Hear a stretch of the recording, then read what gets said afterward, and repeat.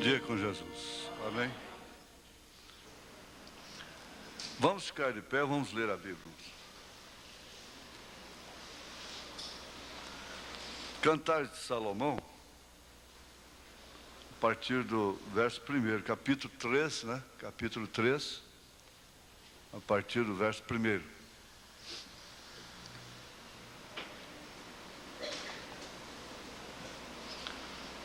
De noite busquei em minha cama aquele a quem ama a minha alma. Busquei-o e não o achei. Levantar-me-ei, pois, e rodearei a cidade. Pelas ruas e pelas praças buscarei aquele a quem ama a minha alma. Busquei-o e não o achei. Acharam-me os guardas que rondavam pela cidade. Eu perguntei-lhes: vistes aquele a quem ama a minha alma? Apartando-me eu um pouco deles, logo achei aquele a quem ama a minha alma. Detive-o até que o introduzi em casa de minha mãe, na câmara daquela que me gerou. Conjuro-vos, ó filhas de Jerusalém, pelas gazelas e servos do campo, que não acordeis, nem desperteis o meu amor, até que queira. Te damos graças, ó Pai Celeste, Pai das luzes, e que está sentado em glória, poder e virtude. Te damos graças porque podemos estar aqui mais uma vez, sendo isto que somos, tendo isso que temos, aguardamos a plenitude do alto, até que sejamos transformados no abrir e fechar de olhos, e assim deixaremos esta dimensão de circunstâncias, de limites, de cuidados que sem os quais nós vamos ter dores, sofrimentos nos dentes, no corpo, na saúde de um modo geral. Senhor, ajuda-nos a cuidar dessa parte, sem nos esquecermos da outra. Cuidarmos do templo, sem nos esquecermos daquele que deve ser adorado nesse templo, que vive nesse templo. Te pedimos pela tua graça, pelo teu amor, que haja uma higiene de alma nesta manhã, de espírito, de corpo, de pensamentos. Ó Deus, nós precisamos de Ti, Senhor. Eu preciso do Senhor mais do que ninguém aqui, Senhor. Nós precisamos de Ti, Senhor. E reconhecemos isto junto ao Teu altar. Davi desejou esta limpeza. Limpa-me com sope, e ficarei limpo. Em nome de Jesus Cristo, ó Pai, varre a sujeira, ó Deus, tira as doenças. O Senhor pode matar as bactérias. O Senhor é o antídoto. Aleluias. O Senhor é o preventivo, é o curativo. O Senhor é tudo para as nossas almas. O Senhor ama as nossas almas. Em nome de Jesus Cristo, ó Pai, encomendamos esses minutos a Ti, porquanto eles podem determinar uma eternidade. Em nome de Jesus Cristo. Amém, Senhor. Amém. Assentar-vos, irmãos.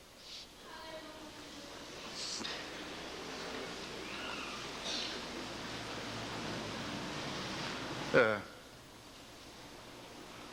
eu tenho algumas coisas difíceis aqui, porque nós estamos no auditório misto, e como eu já disse, às vezes pode vir aquela razão, para que cuidar dessas coisas se Jesus está tão perto? Cuidando de casamento, felicidade conjugal, essa coisa de dente, né? Da cabeça, do corpo. Não, tudo tem sentido com a vida espiritual. Tudo tem relacionamento. O natural tem um relacionamento muito profundo com o espiritual. Se não for assim, a Bíblia não ilustraria o espiritual com o natural. O irmão Branham disse: o natural é um tipo do espiritual. E Paulo, quando quis falar desse casamento da igreja com Jesus Cristo, ele tomou o casamento do homem com a mulher. Agora aqui, irmã, você diz assim: se o senhor quiser falar com a gente, mande nos chamar após o culto. Não, eu não posso fazer isso. Eu vou para o escritório e estou à disposição da irmã, do irmão, dos irmãos, para ajudar no que eu puder. Em certos casos, a gente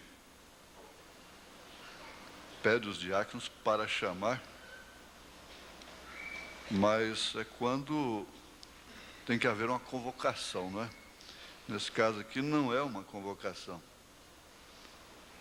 Então a senhora está sofrendo e fazendo outros sofrerem também, fazendo seu marido, seus filhos sofrerem.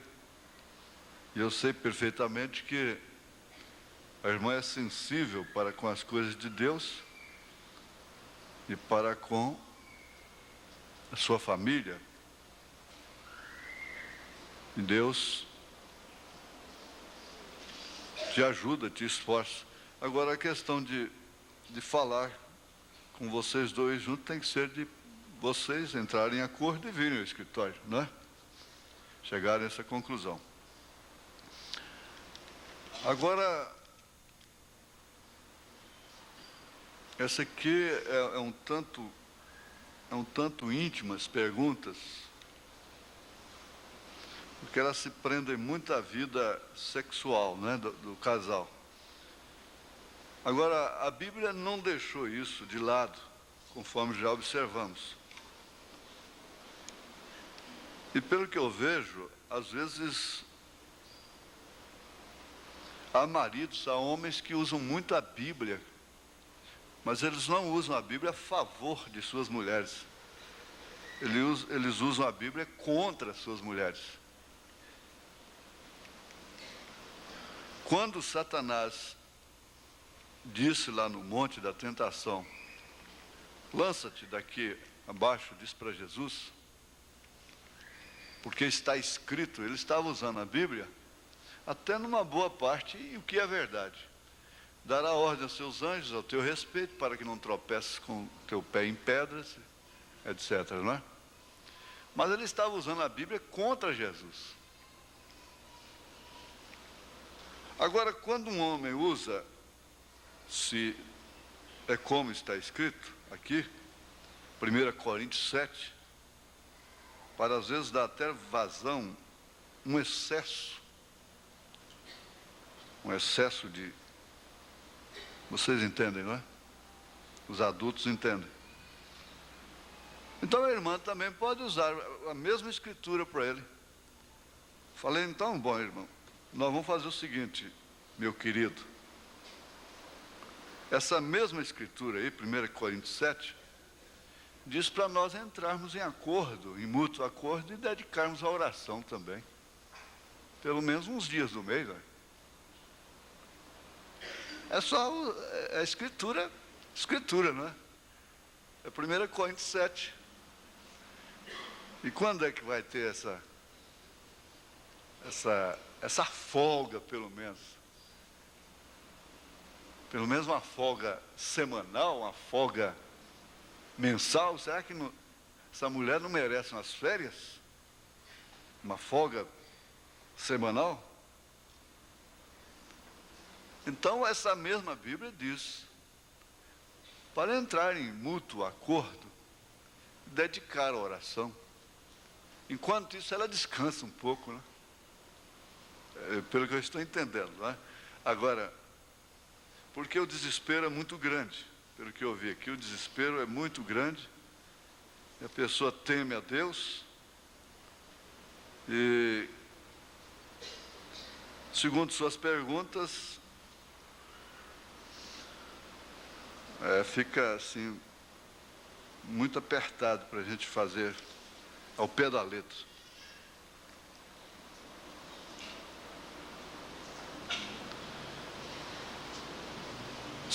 Para um casamento permanecer firme, é necessário ter, vamos dizer, aqui, vou trocar aqui, ter momentos íntimos todos os dias? É necessário o marido tomar 1 Coríntios 7 como uma chibata para com a esposa todos os dias? A mulher tem que ser um objeto para o marido sentir que é feliz dentro das normas que a Bíblia diz? Ou isso é uma fantasia? É preciso o marido se trancar, quer dizer, trancar a esposa entre 4 paredes, para que ele sinta que ele é a cabeça da casa? Ela sendo consciente do seu posto de dever? Se assim for, o meu casamento está no final. Me sinto inútil e fracassado diante das cobranças. Ou eu talvez preciso de um bom tratamento para atender à medida do possível. Sei que temos de ser submissas dentro dos limites, é claro. Ajuda-me, com exclamação, ajuda-me. Eu tenho muito pouco tempo. Meu tempo é pequeno, meu sonho de um castelo está indo areia fora, né? Agora, na verdade, a mulher tem que encarar o seguinte fato. Há milhões de casamentos sendo desfeitos hoje no mundo. A estatística no Brasil, baseada pela capital do país, é simplesmente alarmante, horrorosa. É assustadora. Não sei como é que pode ter mais divórcio do que casamento. Não entendo essa matemática. Mais divórcio, mais separação do que casamento. Então, é uma realidade que tem que ser encarada com coragem. Aqui agora nós vamos ter se der tempo, nós vamos chegar um pouquinho nisso aí, sabendo o seguinte, que essa é uma condição, 2 coisas estão acontecendo paralelamente. 2 coisas. É um mistério que ninguém pode tomar e fazer uma doutrina a respeito disso, porque corre um risco muito grande. Mas o paralelo seria o seguinte, é que antes do juízo cair sobre a terra, no dilúvio, o casamento se tornou uma desgraça. O casamento. Porque, na verdade, depois da salvação, a questão é casamento. Sabe por quê? Por que casamento? Porque depois da salvação a questão é casamento. envolve todo o ser do homem, da mulher. Inclusive, evidencia características anormais e normais que há no homem e na mulher. Então é necessário que nesta hora cada moça, cada rapaz encare o casamento pelo prisma real que ele está sendo.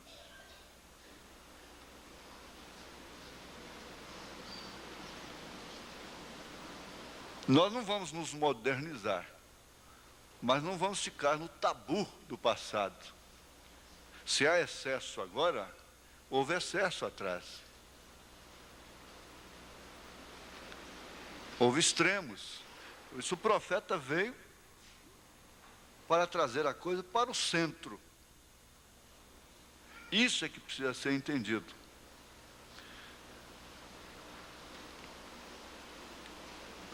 Então, é como ele disse, quando eu olhei para o canto da cama, eu não vi aquele que ama a minha alma.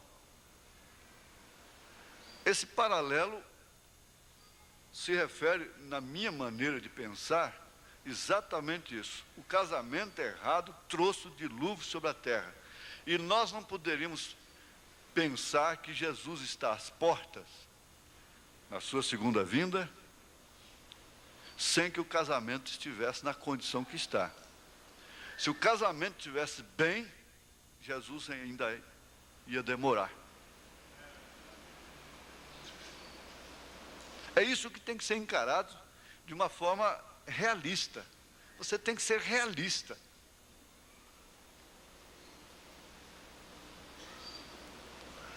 Se o casamento estivesse bem, Jesus estava longe de voltar.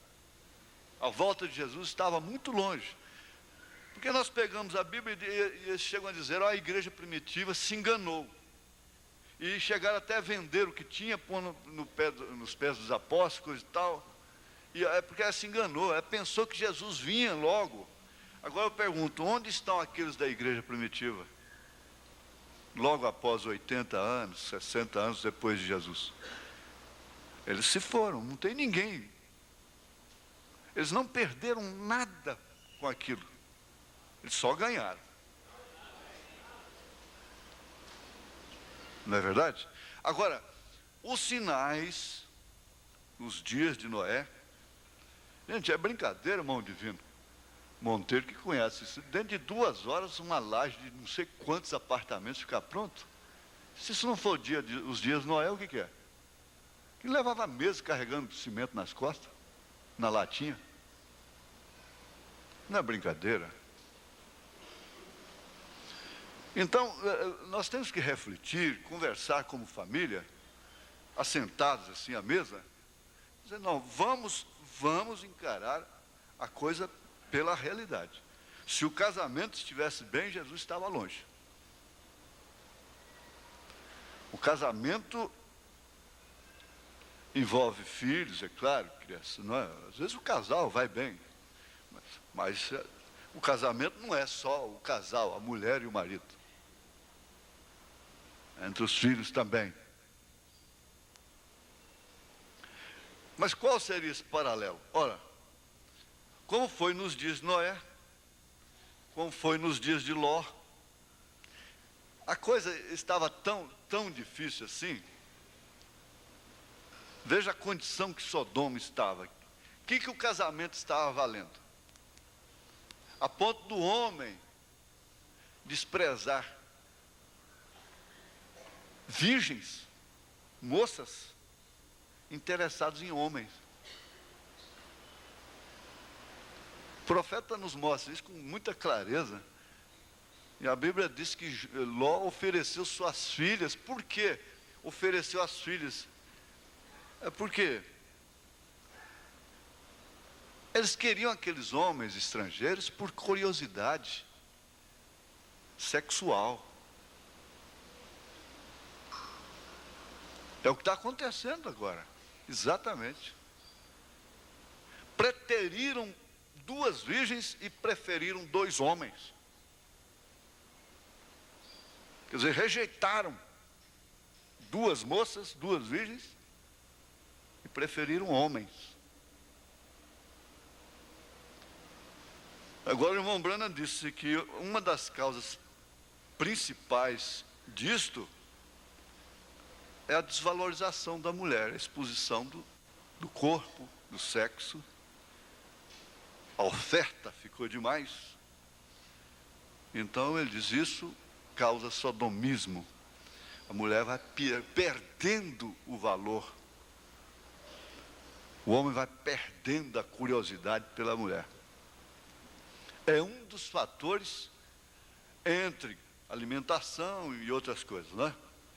Alimentação híbrida e essa coisa toda. Agora, o paralelo corre justamente dentro da Bíblia de uma maneira infalível.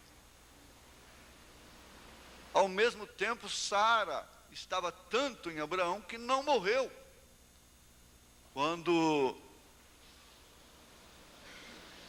desacreditou na palavra de Elohim. Está vendo o paralelo? Isso significa que essas circunstâncias de casamento, que inclusive inunda a igreja, e que toma pessoas que, o meu modo de pensar, o modo de pensar lógico, é que deviam estar melhor conjugalmente, eles estão piores. Por quê? Eles estão sofrendo na carne a condição do tempo. Estão sofrendo por amor do povo. O povo que às vezes pode amanhã até julgá-los e condená-los. Não sabe que eles estão sofrendo tais circunstâncias por amor do próprio povo. Porque o profeta diz, é a condição do tempo que nós estamos vivendo. Se temos que encarar, eu estava pensando ali, meu Deus, gente,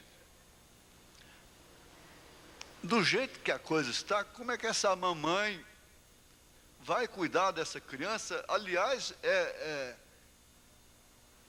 o fundamental da super-raça, do comunismo, é cuidar dessa criança até os 6 anos de idade, em tudo, é dente, é calcificação, é tudo a massa cinzenta aqui, para depois ser um homem forte, de boa estrutura, uma mulher boa, uma matriz boa para reproduzir. Mas e o tempo? Além da falta de vocação para aquilo, a mulher está perdendo a vocação materna. Porque ela tem que dedicar tanto ao serviço externo, de máquina, de caneta, de determinações, de executivas, que ela está perdendo, tem perdido a vocação materna. Ela, por fim, não sabe o que é uma mamadeira. Não sabe trocar uma fralda. O homem é que tem que trocar, às vezes.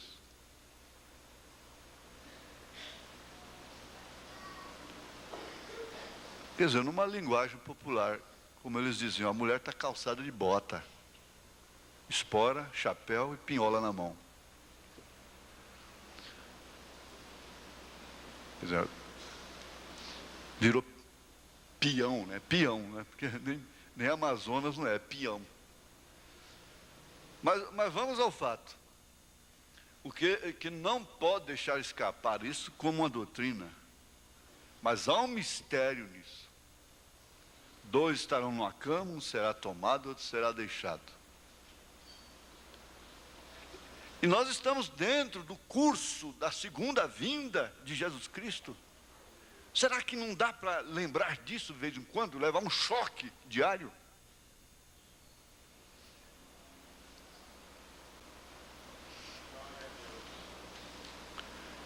Veja como passa um peso sobre nossas cabeças, que às vezes nos assusta, porque todos estamos sabendo que que algo está por acontecer. E isso não acontece sem ser precedido por escândalos, por confusões. Normalmente isso não acontece com o povo em paz. O irmão Branham disse, é num tempo de muita confusão que o rapto virá. Então é preciso encarar, irmã, é preciso encarar isso aqui. Quer dizer, as suas perguntas são comoventes. Eu vejo aqui que são desesperadoras. A sua situação é desesperadora, ele está caindo num desespero. Agora, se ele é da comunhão, se ele é um cristão, ora, ali tem um degrau que chama-se temperança. A temperança conserta isso aí. Muito bem, irmão José. Olha lá, fé, virtude, conhecimento, temperança. A temperança te leva a usar as coisas, mesmo sendo lícitas, dentro dos limites. Isso é temperança. Você se autoeduca. Porque o homem se valoriza a si mesmo com a autoeducação, com a autocorreção. Ele se engrandece. Esse é que é o homem grande. Aqui, como Paulo ensina, habitar com ela com entendimento, de acordo com suas circunstâncias. Mas, concluindo, para nós entrarmos aqui, no estudo propriamente dito, não se pode tomar isso como uma doutrina. Na verdade, tem que haver um novo casamento. Isto quer dizer, através do novo nascimento. Todas as coisas se tornarem novas. Se é que um não vai ser tomado e o outro ser deixado.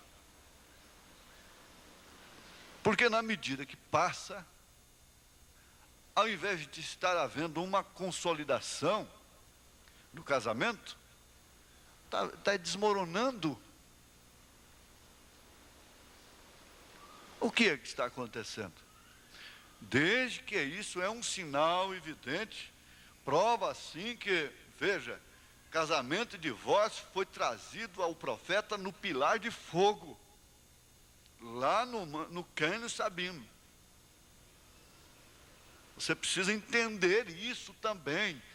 Isso está na sua mão aí, ó. Casamento e divórcio, toda igreja, isso não pode faltar na casa de literatura. A mensagem casamento e divórcio. É que às vezes a gente fica até brigando lá com o irmão José, porque tudo bem as mensagens da primeira etapa, tudo, mas por que não as perguntas, respostas, casamento, divórcio, o sinal, os 7 selos, a união invisível da noiva de Cristo, escolhendo uma noiva. Agora, esse estudo que nós estamos fazendo, não é para consertar, isso já foi bem explicado, nós não vamos consertar o que está torto, não tem jeito. Cuida-te de ti mesma, de ti mesmo. Tenha a sua posição correta e nada de desanimar, de desesperar, nada disso. Agora aqui, nós vamos ver ajustamentos no casamento, as forças de dissociação e causas de fracasso no matrimônio. Esse primeiro tópico aqui tem que ter uma linguagem bastante íntima, que ela é usada na Bíblia Sagrada, às vezes em cantares, o próprio São Paulo usa, de uma maneira mais discreta, na verdade. Mas você sabe que para ensinar, hoje as crianças estão sabendo mais do que isso no primário lá na escola, né?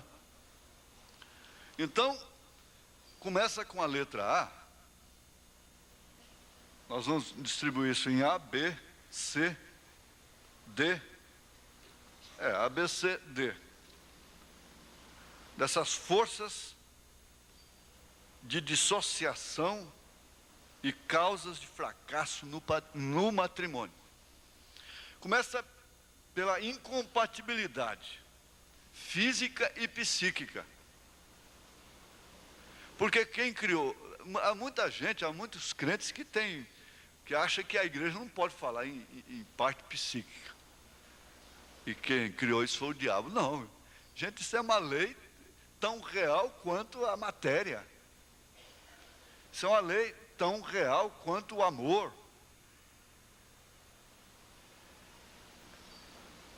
Se a parte psíquica da pessoa não está normal, as suas atitudes são anormais. Ela pode fazer muitas coisas boas que ela não faria no seu normal. E ela pode fazer muitas coisas más que ela não faria no seu normal.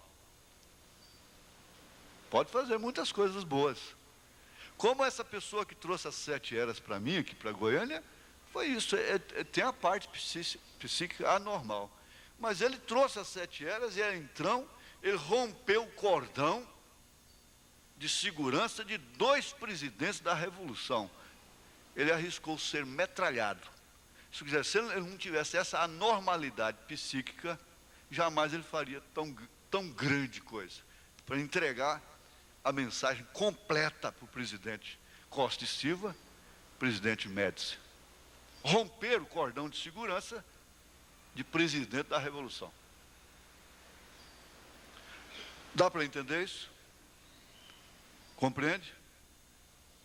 Há certas coisas que tem que ser uma doidinha mesmo, tem que ser um doidinho para fazer, porque um normal não faria.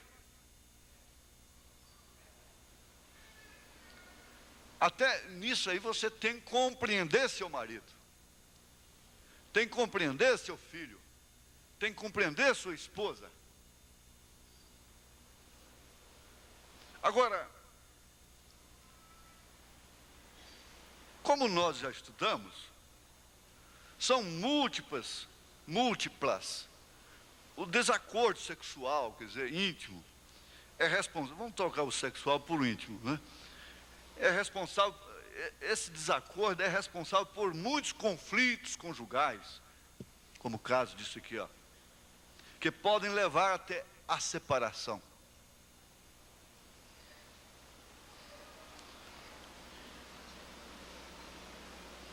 Muitas vezes são decorrentes da incapacidade de cada um para compreender quando o casal não alcança a harmonia no relacionamento íntimo, que às vezes é gerado pela frigidez da mulher, a indiferença, a frieza.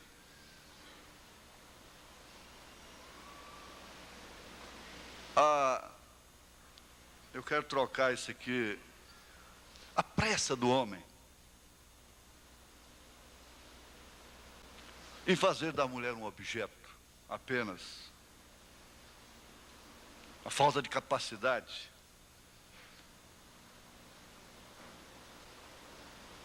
Então, essas são manifestações problemáticas para as relações amorosas no matrimônio. Agora, por que fugir desse assunto quando Paulo falou dele claramente?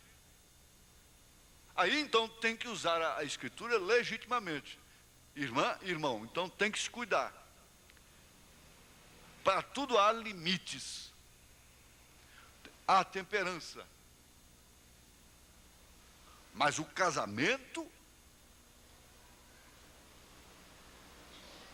segundo Paulo, é para evitar a incontinência, para evitar a prostituição. Quer dizer, é um dos fatores. O fator principal, original, desse relacionamento do íntimo do homem com a mulher, e vice-versa, é procriação, é trazer filhos à terra. E Deus tinha um problema dentro do seu programa, que hoje chama-se explosão demográfica, que é superpovoação, ou população, gente demais. Mas Deus tinha que povoar a terra.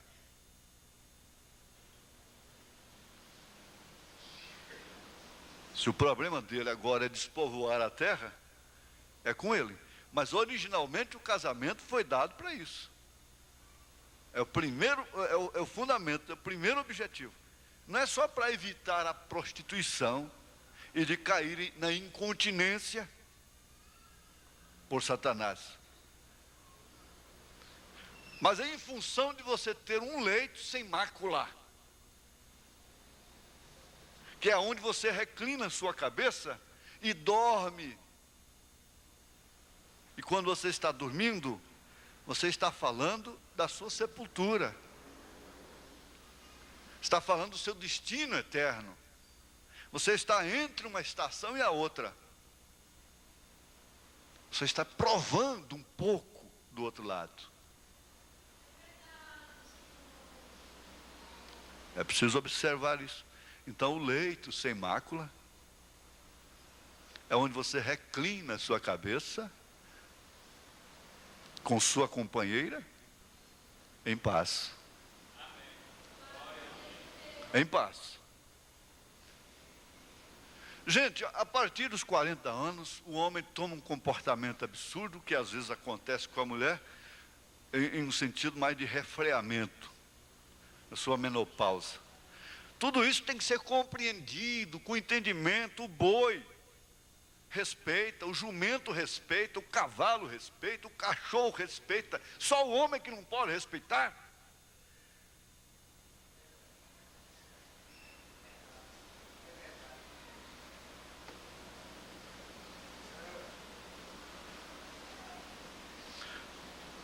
Então, pensa bem nisso. Está lá em Hebreus 13. O leito sem mácula. O leito sem mácula não quer dizer só aquele leito que ele nunca prostituiu, ela nunca prostituiu, porque se ele vai com a prostituição para o seu leito, ele está maculando o seu leito, né? Mas não é isso, somente.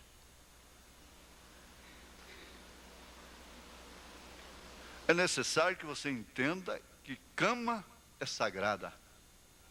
Mesa é uma coisa sagrada.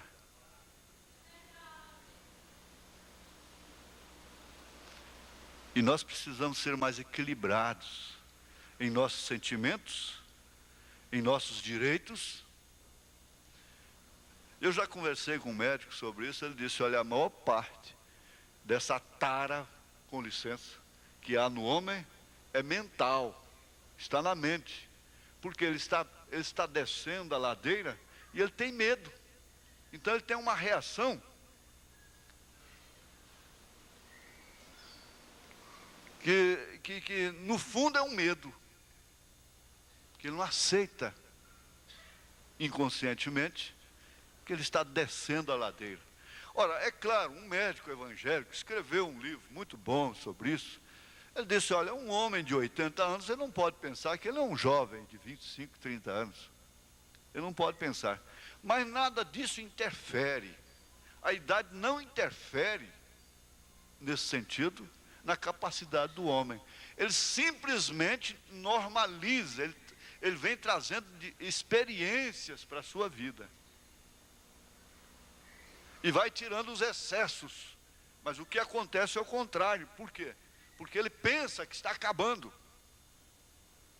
E aí começa a lançar a mão de produtos farmacêuticos que são vendidos indiscriminadamente, sem nenhum escrúpulo por vendedores que ganham comissão para aquilo, e drogas e coisa, e que só faz depois piorar a situação. E nós temos que conversar isso entre linhas por causa do auditório ser misto. Mas vocês estão entendendo, os adultos estão entendendo. Mas o outro médico, autoridade no assunto, me disse, olha, isso é mais uma questão de mente. Porque ele não teria, de forma alguma, nenhuma razão de temer tal coisa. Porque ele está simplesmente se normalizando através de uma experiência. Porque, na verdade, ele teve foi excessos. E ele quer manter aqueles excessos. Quem sabe isso seja esse caso aí. E quem sabe eu estou ajudando esse casal. Olha, podem ser devidas, essas desarmonias podem ser devidas à inexperiência ou falta de capacidade de manter um impulso amoroso no grau necessário, bem entendido, no grau necessário, para despertar o desejo erótico do companheiro ou da companheira. No plano psicológico, aqui a cabeça, porque tudo é questão da cabeça.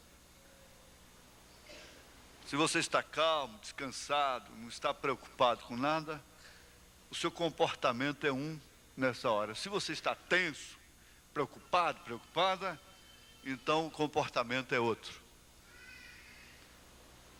Isso é como a comunhão.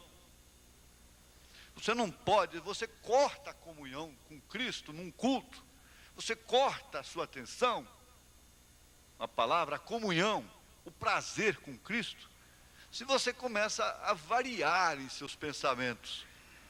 Você essa hora está vendendo boi, está comprando boi, está comprando carro, vendendo carro, e lembrando o cheque predatário, aquela coisa toda, então você corta a comunhão. Você não pode ter uma oração efetiva, uma oração de comunhão. Então isso opera na vida íntima entre o casal.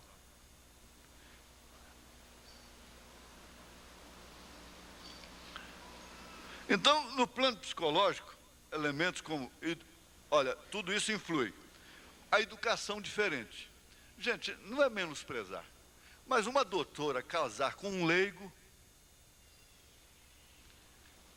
ela vai sofrer. Ela vai sofrer. Um doutor casar com uma leiga, ele vai sofrer a diferença. Não tem como.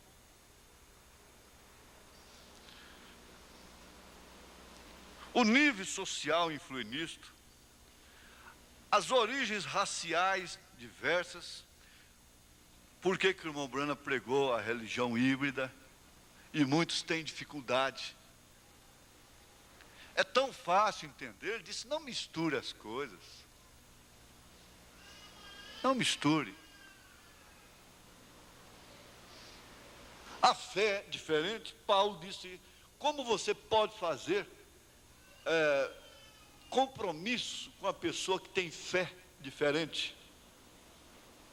E esperar ter paz no seu casamento. Como que você vai criar esses filhos? De que banda os filhos vão ficar? Ele vai para outra igreja, você vem para cá. Você vai para lá, ele vem para cá. E comunhão de fé é a principal no casamento. É mais do que a da cama, é mais do que a da mesa. É a mesma fé, o mesmo batismo, o mesmo Senhor.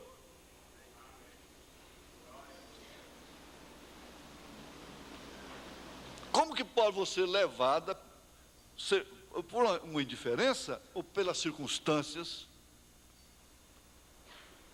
ou por quaisquer outros motivos, começar um namoro apenas com um moço que não tem a mesma fé? Você sabe o que você está procurando. Então tudo isso aí de forma diferente podem ser forças dissociativas do matrimônio. E por essa razão, mesmo os parentes não devem intrometer. Porque a mãe tem um pensamento, o pai tem um pensamento, o cunhado tem um pensamento. Ora, que tipo vai ficar esse barco? Vai ficar um barco redondo. E você está na construção de um barco para um companheirismo até que a morte separe.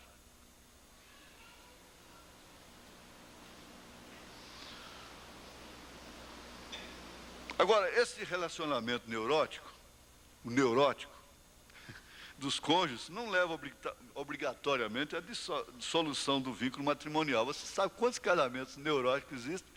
A mulher quebra o pau na cabeça dele, ele quebra o pau na cabeça da mulher, o cabo da vassoura de cá, o cabo da vassoura de lá, e aquela gritaria, aquela coisa toda, e morrem juntos. E os outros, educadinhos, logo estão se divorciando. Não é certo? Quer dizer que o neurótico não leva obrigatoriamente à dissolução do casamento, à dissolução. Só que nós, como cristãos, não precisamos desse desgaste, é claro.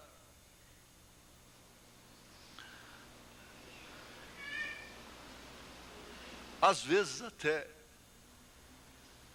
é como eles fizeram um filme uma vez, isso tem muitos anos, tem mais de 15 anos atrás, né? Os brutos também amam. Então, há pessoas que amam a brutalidade, gostam do neurótico, sentem falta. Tem mulher que sente falta da briga. Tem mulher que acostuma tanto apanhar, que o dia que não apanha, ela fica triste.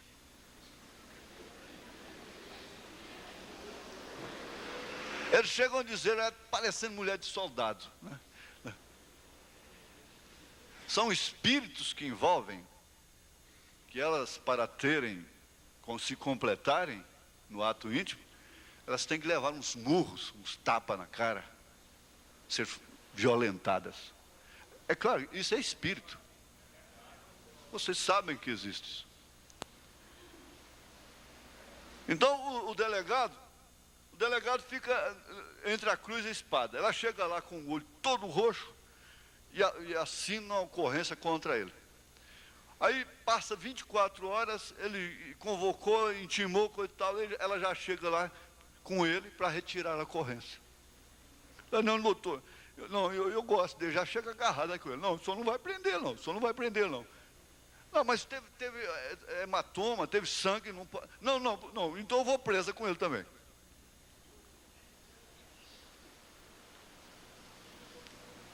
A vovó dizia assim, o que é de gosto, regar o caroço, né? Mas vale um gosto que a carrada de abóbora. Mas eu gosto é dele assim mesmo, então tá tudo bem. É danado como você é mesmo, que eu gosto de você. Comedor de rapadura com farinha e carne seca. Pronto. É com essa boca fedida mesmo que eu gosto de você. Com esse suor. Então tudo bem, glória a Deus. Segue em frente. O Humberto gosta. Agora vem a falta do diálogo. É bom, mas o tempo não deixa, né? O problema é o tempo. Nós estamos dentro do tempo e o tempo não dá tempo, porque o tempo é tempo, e assim a gente fica preso ao tempo. Será que dá para falta de diálogo? Dá, né? O diálogo significa comunicação, através da qual você esclarece suas ideias, o que realmente você está pensando, pode mostrar para o outro o fato daquilo, a realidade, né? Então, é o diálogo, comunicação. Um homem que não tem diálogo dentro de casa é custoso. Ele não pode ouvir a mulher, porque macho não pode ouvir fêmea. Isso é ignorância apenas, estupidez. O macho tem muito o que ouvir da fêmea. Muito mesmo. E vice-versa. Isso não fere a dignidade do homem. Esse machismo, como dizem aí fora, quer dizer, o homem ser o cabeça do lar, não é machismo. O machismo é essa ignorância, essa estupidez. É não querer que a coisa venha para o centro. Porque quando ele encontra uma mulher que a quem ele ama, mas ela é travessa,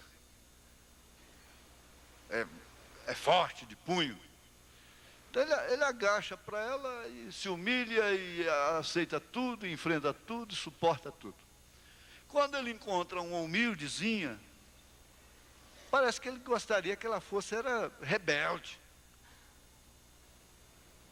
Um humilde, que ama a palavra, que vem na igreja, tudo que fala, ela toma para si, e quer corrigir e coisa e tal, amorosa, boa mãe de família.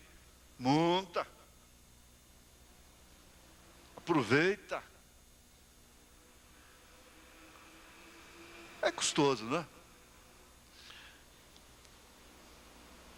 Agora, vejamos, existe a comunicação e o fracasso da comunicação. Quer dizer, você torce, antes da guerra explodir mesmo, ser deflagrada, há diálogo. E se a comunicação, se o diálogo fracassou, então a guerra explode. Deflagrada. Porque fracassou primeiro na conversa, nas negociações. Daí então vem a guerra, as bombas, as mortes, não é? Então essa comunicação e o fracasso da comunicação fazem parte das dificuldades existenciais do ser humano. Não vai pensar que todas as vezes você vai ser um vencedor pela comunicação apenas. E que sua opinião prevaleceu e que você foi vencedora, que você foi vencedor pelo diálogo. Você tem que estar sempre pronta e pronto para sofrer danos e perdas. Todo mundo que vai ganhar dinheiro tem que computar isso. Todas as empresas têm que computar, tem que ter uma página, a seção, ou secção, como queira, de perdas e danos. Não tem árvore que cresce sem dar sombra para outros, sem dar frutos. E isso é a natureza. Então você tem que computar. O homem tem que entender que não vai prevalecer somente suas ideias, suas maneiras. Vai ser uma associação. Vai ser uma coesão para haver uma normalidade, para ser normal o casamento. Então, esse fracasso da comunicação faz parte das dificuldades da vida, gente. A busca atual de transparência nas relações conjugais é apenas ilusão humana. Aí foi o que nós aprendemos, parece, domingo passado, né? Para você ser sincero, tem que ser franco, falar tudo para ela, falar tudo para ele. Isso não quer dizer sinceridade. É falta de sabedoria até. A capacidade de comunicação a nível de afetos. E muitas vezes você constrange as pessoas, o cônjuge, né? A outra pessoa, o outro, a outra, explorando afetos. Isso aí já chega até ser a chantagem sentimental, né? Tem muita gente que usa a chantagem sentimental, né? Então, isso aí, essa capacidade, a nível de afetos, emoções e diálogo, não surge automaticamente na constituição de um casal, automaticamente. Essa capacidade vem de mais longe. Essa capacidade vem de longe, de longe. Ela é fruto do nível de intercomunicação que existiu dentro da família de origem de cada um dos parceiros conjugais. Em outro tratado, ele mostra assim, você não pode esperar, ele é muito franco, se você não pode esperar que uma moça criada numa casa, de um casamento desajustado, possa vir para um casamento ajustado de uma maneira automática. Não tem como, porque aquilo foi uma forma. E tal forma, tal bolo. Se a forma é redonda, o bolo é redondo. Se a forma é quadrada, o bolo é quadrado. Se for em forma de estrela, o bolo sai em forma. É forma, lar é forma. O lar é forma. Por isso que essa bobageira entre marido e mulher na presença de filhos, brigando por causa de besteira, de bobagem, devia acabar. Você está legando aos seus filhos tal natureza, tal princípio. Então, se é uma família neurótica, você tem que saber que ela não sabe decidir nada pelo diálogo, pela conversa, tudo é nos gritos. É conversa, eu não espero o outro terminar de falar, já entra e vira aquela confusão. Agora levando, o profeta diz, quando um está falando, o outro deve ficar calado. A hora que você termina de falar, ou você quer só falar, e o outro só ouvir, e ela tem que ouvir. Agora eu já falei, agora você fala. Vamos esclarecer isso. No diálogo, a espontaneidade é importante, desde que não perturbe o outro, de forma irreversível. Então você quer sempre prevalecer a sua ideia. E isso pode chegar a um ponto irreversível, em que a pessoa desiste de dialogar com você, de ter comunicação. Aí então procura fazer as coisas escondidas. Não adianta, eu vou falar com ele, ele não entende.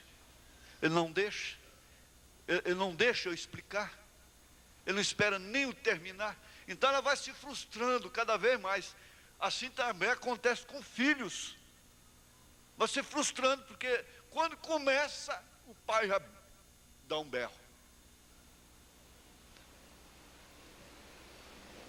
Nós não conhecemos aquela história de pérolas esparsas, fato real. Tudo ali foi fato real, acontecido. O pai era desses. Não aceitava o filho explicar. E um dia o menino saiu da escola, eles passavam perto de um lago, de volta. Um coleguinha dele caiu dentro d'água. E ele pulou dentro d'água e salvou a criança. O coleguinha dele. Quando chegou em casa, na hora do jantar, todo molhado, que ele abriu a boca, o pai logo explodiu. Estava todo molhado. Explodiu, não aceitou o menino contar.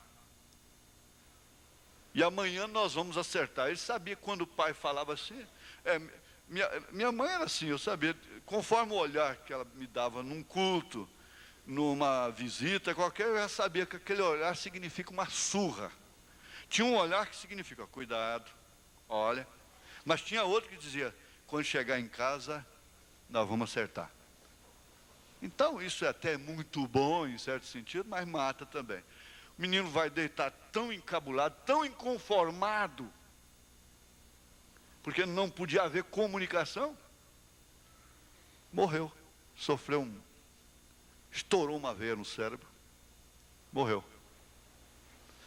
Agora no outro dia está lá o pai chorando em cima, a mãe.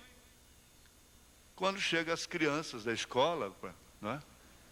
E o menino fala com ele, pois é, ele pulou dentro d'água para me salvar, me salvou. Quer dizer, falta de comunicação, não pode, mas por fim você inibe o outro. Não adianta, eu tenho medo de falar com ela, porque ela vai explodir, eu tenho medo de falar com ele, vai dar um ataque de nervos. Não pode contar para minha mãe, porque senão ela desmaia. Resultado, não pode ser comunicativa. Não há diálogo. Uma das maiores forças que existe no mundo é a comunicação, é o diálogo.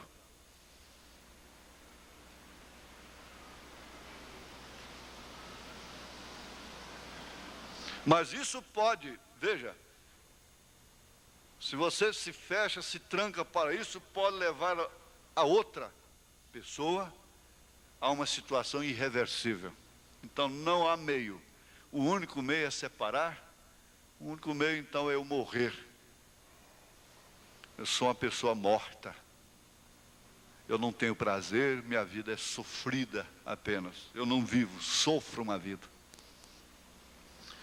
Escutar o outro, ouvi-lo atentamente, entender o que o outro está querendo dizer, não o que ele está dizendo propriamente dito. Que o irmão Branham disse: não me julgue pelo que eu estou dizendo, mas pelo que eu estou querendo dizer. Você que é mais lúcida, mais lúcido do que eu, me entenda pelo que eu quero dizer. Quantas vezes nós somos estúpidos uns com os outros? Mas se o outro tem entendimento, tem lucidez, não, essa é uma maneira que ele tem de expressar isto. Não é, ou expressar aquilo, não é isto. É uma maneira dele, é uma maneira dela. Então, entender o que o outro está querendo dizer, não é absolutamente escutar seu próprio eco, sua própria razão.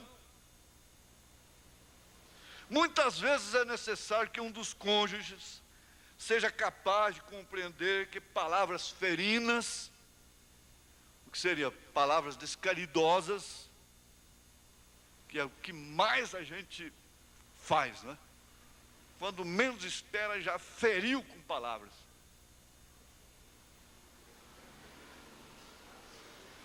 E essas palavras descaridosas, nas 3 manifestações da vida cristã, o irmão Branham diz: você deve se arrepender das palavras descaridosas. Porque a palavra fere. Quantas vezes eu já feri as pessoas? Quantas vezes você fere pessoas a quem você ama? Então, compreender que palavras ferinas, ditas num determinado momento, podem ser expressões de um profundo sentimento de insatisfação e sofrimento do cônjuge que as pronuncia. Então você, pela lucidez que você tem, você diz: bom, ela está dizendo isso aí, ela escreveu isso aí, por causa do sofrimento que eu mesmo tenho causado. Então eu vou consertar isso, não daquela maneira, virar as costas e não te conheço mais, mas dentro daquela maneira racional, como Paulo ensinou. Bom, nosso tempo se foi, irmãos. Agora nós iríamos entrar na agressividade e afã de domínio. Mas de todos os modos vai ter sempre ficando para o outro domingo, né? Hoje são 14, né?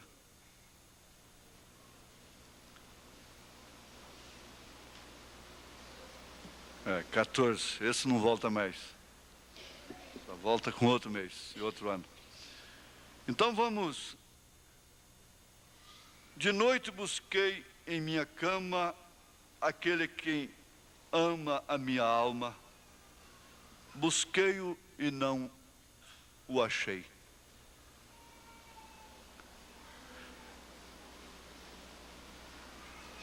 Ele perdeu exatamente no lugar de repouso que fala, inclusive, da sepultura.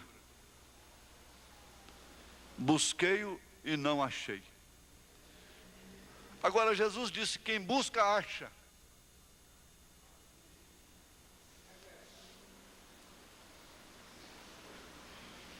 Você tem buscado e às vezes não tem encontrado, mas o que fez ele? Por fim ele diz: apartando-me eu um pouco deles, dos meus sentidos, das minhas razões, logo achei aquele a quem ama a minha alma. Porque, se tratando da parte espiritual, Jesus ama a sua alma, indiferente da cor de sua pele, indiferentemente da sua situação conjugal, se você é feliz ou não, se você faz o outro feliz ou não, desde que isso seja um problema circunstancial que através do diálogo você já expôs.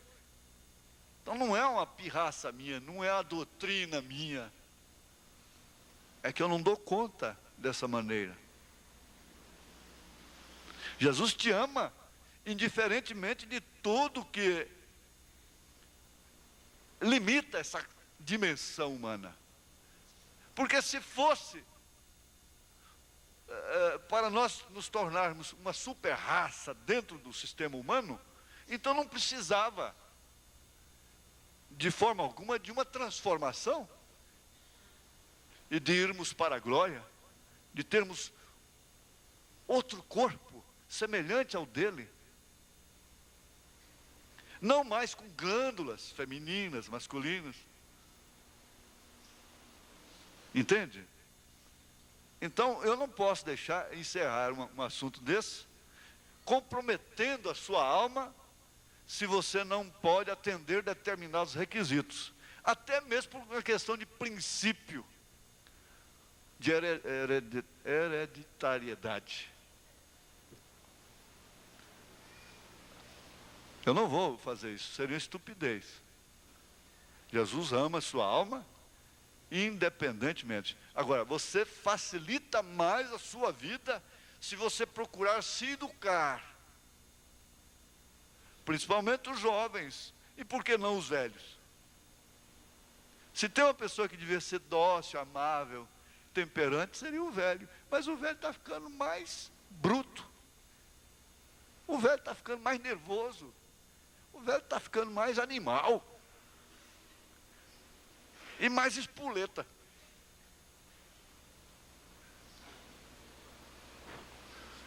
O Senhor abençoe vocês todos nós, né? Esse é o meu esforço. É um esforço que a gente faz para que muitas vezes pode ser interpretado de uma maneira errada. Mas, na verdade, a igreja é isso. Nós estamos escrevendo um quadro e todo mundo está sentado no auditório. O mestre é a sabedoria. O mestre é o Espírito Santo. O mestre é Jesus Cristo. Agora, ele tem que usar alguém. E esse alguém, ele usa quem ele escolheu para isso. Não é verdade? Por isso o irmão Branham disse, eu precisava de uma pessoa mais delinquente do que eu para dizer que Deus errou em escolher esse homem para o ministério. E Deus errou em escolher esse homem para o ministério. Então ele usa quem ele quer. E eu dou graças a Deus porque eu sou usado para o bem do povo. Amém? Na plataforma eu tenho segurança. Eu não confio em mim. Em mim eu não confio e nem recomendo a minha pessoa. Nunca fiz isso. Graças a Deus. Mas a verdade, essa eu recomendo. Aleluia. Glória a Deus. Deus abençoe. O pastor Elias vai finalizar.